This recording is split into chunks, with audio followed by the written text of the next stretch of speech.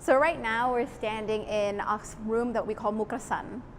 Mukkrasan was a room in the past that was the connector between the home of the viceroy in the back and the connector between what we can say his office, which is the throne hall in the front. So it's the room that was connecting the two.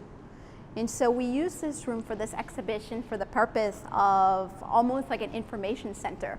So if you go to a historic site, you have an information center that has all the history of the site or information that you can digest after visiting the site. And so this is the same function. In the first room, in the throne hall, we don't want to force people's path. We want to actually have a bit of movement and flexibility, and we want people to be able to move freely without being forced to memorize or look to information. And so we don't have any information in the first room. Even the introduction board is in this room.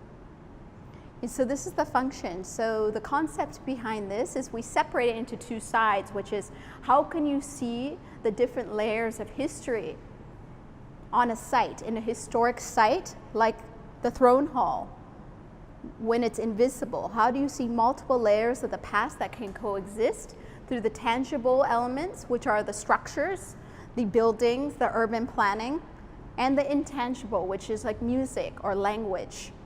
Because essentially what we're trying to tell in this story is that multiple stories can coexist at the same time. The past, the present can exist within a same site. And so in this room, we use an example in history. As we talk about in the past, we focus on a period in time which the front palace changed. The narrative shift went from being a home of a viceroy, which is a lower ranking royal, which is a higher ranking royal, but it's under the king, to the level of a king. This is during the Rama IV period when King Mongkut raised his younger brother Pinkrao to the level of a second king. And once he did that, he raised the level of this palace, and this is when you see the differences in the structures. And this is very significant because a lot of people have confusion on why can you see multiple structures on site that don't look like they represent the same occupant. And it's because this site changed in its function. So during the Rama IV period, King Mongkut said, I'm going to raise my brother to the level of a second king. And in essence, this palace became a parallel to the grand palace, the main palace. And so he said, whatever I received, the inheritance I got from my father, Rama II, the second king of the dynasty, my brother will get the exact same. And this is when you see the development of key structures that raise the level of this palace. And the reason we talk about that is that you see that it's possible for a site to have coexisting layers at the same time. For example, you have the throne hall in front of you, which was actually built during Rama III period. So this architectural detailing doesn't signify a king, it signifies a viceroy. But during the Rama IV period when Bingka was raised, you see the additional structures of Kotakan Pawet. Kotakan Pawet is the structure with what we call a basad at the top. This structure can only exist in a palace with a king. And when there is a king in this palace, the structures had to represent the existence of a king. So this structure was developed to the front of the chapel, Puthai Sawan, which was constructed during Rama IV. And what you see here is the construction of Papasung. Papasung is the high pavilion. This existed within the Grand Palace. But what you see now is Patinang Suthai Sawan, which to this day in Bangkok, in modern day Bangkok, you can still see this structure. And when we raised this structure, we raised it from archive photos, and we also raised it from comparative analysis with the structure in the Grand Palace. Because in essence, this is a mirrored structure. And what you see here is that the function is, it would be used by the king or the second king in this instance to look in. This is the view going in, looking in the palace out. He would look this way to watch the war games, to watch the armies practice. If he climbs up here and he looks out, he watches the envoys, foreign envoys coming in and approaching his palace. And this structure is currently where it used to be, was in the middle of Sanam Luang, which is a big park in Bangkok. So this structure no longer exists in modern day Bangkok. And this structure actually, although it's a parallel structure to Patinang Sutaiswan in the main palace, you still see differentiations. And the differentiations is because the artists and the artisans in the two palaces are different. The differences would be in small detailing, the use of colors, which is the front palace cannot use the same colors as the Grand Palace. So we use more of a dirt red. And you have colors on you have different detailings that are a bit different, but pretty much it's very, very similar. And another structure besides Kotakam, Bawe, and High Pavilion are the auxiliary structures surrounding Isla Winichai. And this is when you see two existing stories within one place, because Isla Winichai was constructed during the existence of a lower ranking royal. So when this palace was raised, there was the development of additional auxiliary structures surrounding. Sanam Jan, we have the two parallel structures, one of which still exists. You have a wall enclosing the throne hall.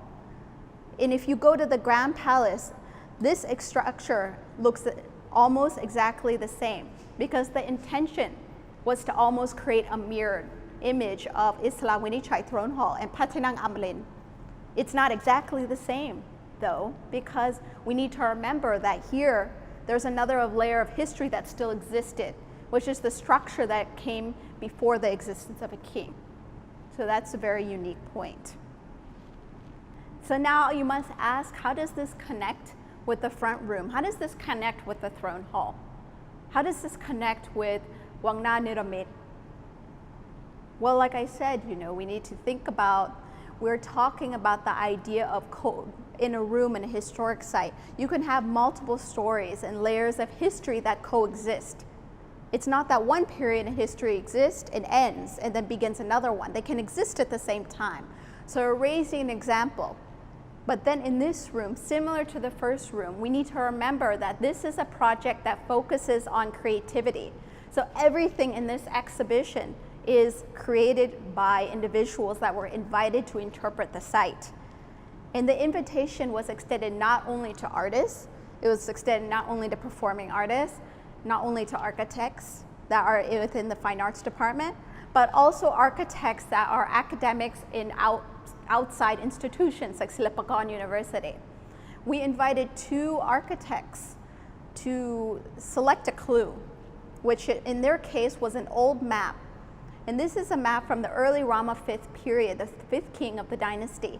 And this map actually was created and shows the last elements of a complete front palace and its jurisdiction before the role was diminished, and you see elements of the palace slowly disappearing. So the palace wasn't gone immediately, actually. When the role was diminished and there was no more second king or viceroy or front palace, when the role of the crown prince was created, the people still lived within this palace. And it wasn't until the construction of Rotterdam-Noon Road, which is one of the main oldest roads in Bangkok, created during Rama V, that we see the ultimate disappearance, slow disappearance of key elements of the front palace. For this workshop, we selected an old map from the early Rama V period, which we have on show. And we worked with architects to create academic workshops based on 4 places on the map. These 4 places on the map include key areas on the river, in the old where we kept the artillery in the center, and there was a temple. These areas were diminished and were demolished in order to create this road. So we worked with high school students that lived in the areas with the biggest change. We worked with high school students and college students to do participatory mapping workshops based off of this old map. And they went into the site and they mapped out the change from one period, from the early Rama V period, when there was still a front palace in its entirety, to modern day Bangkok, which the palaces, like the key areas, are modern McDonald's or school, nothing's there anymore. And so you see in the exhibition the results of their project, the results of their collaboration, and you can play around with it.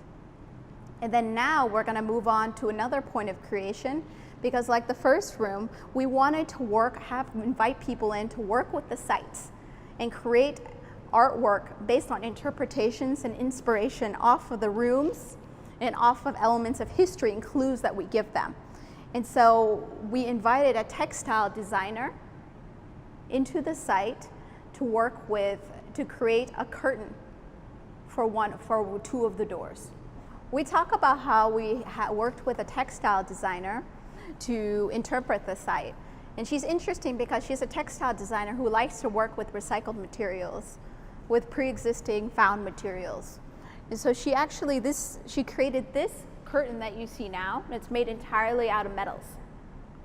So it's interesting because you think it's a textile, but she reused it and she created curtains that are traditionally inspired off of what we call in Thai pawisud. Pawisud are curtains that exist in a throne hall as a demarcation of the public and the private of a king.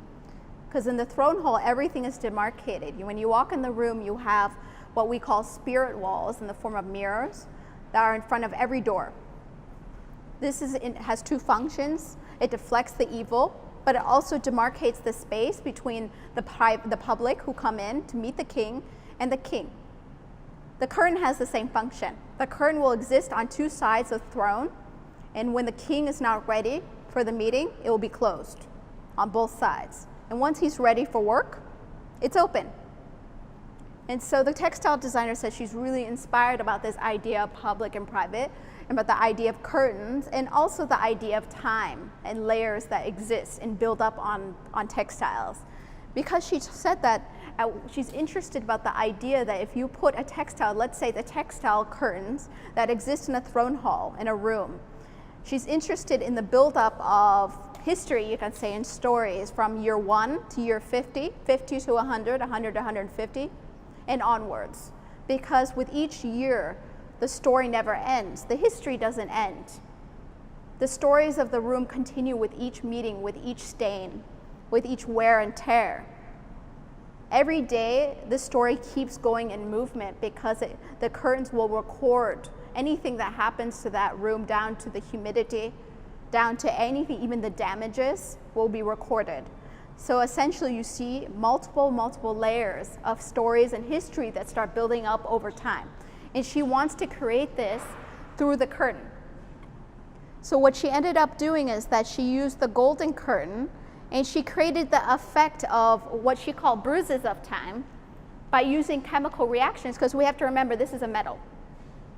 So she created what she called bruises of time through chemical reactions on the metal. And this is very similar. Once you put it within the space, it's similar to the walls. And these walls right now are currently in between restoration periods. And so this is a wall that hasn't been restored in many years. As such, you see bruises of time, you see wear and tear. It's not perfect. And she created the same effect. And the idea behind it is it's almost as if the curtain is something that grows out of the room and becomes another layer. It's not intended to jump out and be too vibrant. It's something that can almost be part of the wall and the structure. So it's very similar to the front room in that sense, that we're trying to create artwork, not just contemporary conceptual artwork, but textile artwork that almost becomes a second skin to the structure, and also becomes a form of documentation of the stories that build up over time within the structure. So we're integrating the information and stories within the space through design and through content in order to focus on the idea of the multiple dimensions and layers of history that can exist within a space.